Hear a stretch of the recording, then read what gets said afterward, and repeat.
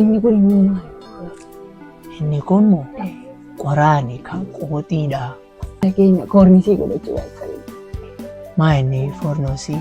Koornisii katamaa jedha mana qorqorroo. Mana keessanii fornoosiidha? Koornisiidha. Akka kanaa miti qaba. Akka keenya godhachuudha jettanii.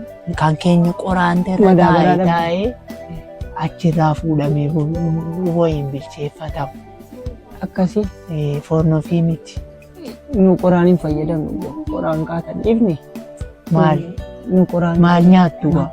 Dheedhiidhuma isaa nyaattu moo? lakki. Inni kun immoo maal dhakaan? Hin tuqini dhiisi gemmoodha gemmoo haadha keeti.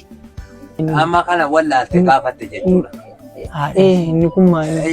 Ganama akkuma lafti fe'e misi nyaadhu adeemu. Iddoo katamaati. Nan deema qaqqabu. Gaagidduudha. Gaagidduudha. Afaan fayyaa argattanii. Gaagidduun nam fiigan kan qabu ni jedhamu kuni gaagidduudhaan jedhamu. Kan jedhi qaalittiin kan qonnan. Kaayittii fooqa qaalittii rukutaa kaayila. Baay'ee futta bululiin baay'ee mangurroo waraabettii keessa lafe. Dhiirinni Akka inni na jalaa waan jedhu.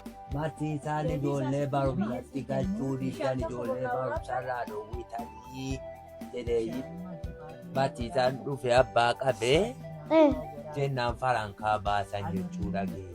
Ijoolleen isaanii yoo barataa jirti jedhee ta'an ganama sila abbaa giddiitti. Badaana kanu caffeera kan taphatanii galu yeroo hunda naqan. Kanaaf jechuudha. Lafaa kee walitti qabu qaalittiin nagaa jira kanaan mallaa kee keessa rukuta.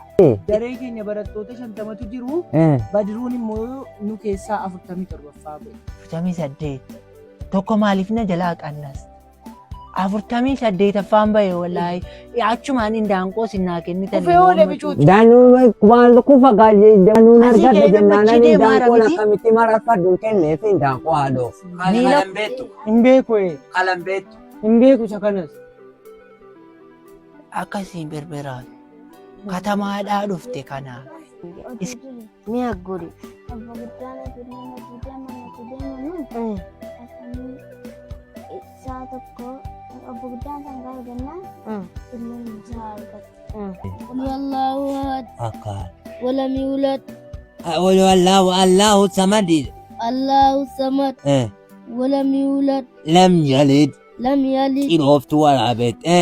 Walam yakun lahu. Walam yuulad. Walam yulad. Oduuduri. Mi'a guri. Qalamiin danuu isaatuu deemu mee? Bishaan guddaa isaatti bahe. Qul huwa Allahu ahad. Qul huwa Allahu ahad. Allahu samad. Allahu samad. Lam. Iddoo katamaati. Nan deema qaqqabu. Gaagidduudha. Gaagidduudha. Afaan fayyaa. Wal jalata isa dabarsitanii jennaan immoo na qaba kaa. Karaa miilli kan koottiin itti galu na hambisa. Allah. Gaafa kee walitti qabu achi ol dabarsita. Abaalaftuu walaabee.